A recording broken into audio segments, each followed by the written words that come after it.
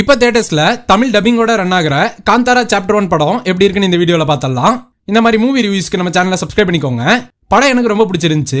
இந்த காந்தாரா சாப்டர் 1 படத்தை ஆன்லைனா சொல்லணும்னா, காந்தாராங்கிற ஈஸ்வர பூந்தோட்டம் இடத்த அடைய நினைக்கிற ஒரு ராஜா அந்த இடத்துக்கு போய் சில காரணங்கள்னால இறந்துருவாரு.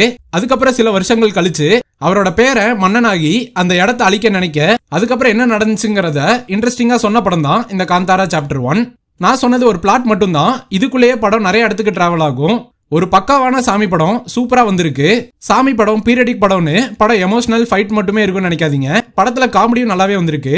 குறிப்பா ஃபர்ஸ்ட் ஹாஃப்ல நிறைய இடத்துல காமெடி போர்ஷன்ஸ்க்கு தியேட்டர்ல ஆடியன்ஸ் நல்லாவே என்ஜாய் பண்ணி பார்த்தாங்க. டைரக்ஷன் அண்ட் ஆக்டிங் ரெண்டுத்திலுமே ரிஷப் செட்டி கலக்கிட்டாரு. குறிப்பா இன்டர்வல் கிளைமேக்ஸ் போர்ஷன்லாம் பீக் பெர்ஃபார்மன்ஸா இருக்கும். ருக்மணி வசந்த், ஜெயராம் அப்புறம் மன்னனா நடிச்சவர்னு எல்லாருமே அவங்களுக்கு கொடுத்த கேரக்டரை சூப்பராகவே டெலிவர் பண்ணிட்டாங்க. அப்புறம் படத்தோட இன்னொரு முக்கியமான பில்லர் தான் மியூசிக் டைரக்டர் அஜ்னீஷ் லோக்நாத். பிஜிஎம்லாம் ஃபயரா இருந்துச்சு.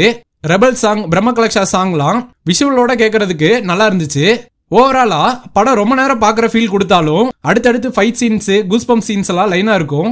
ஃபேமிலி ஃப்ரெண்ட்ஸோட என்ஜாய் பண்ணி பார்க்கலாம்.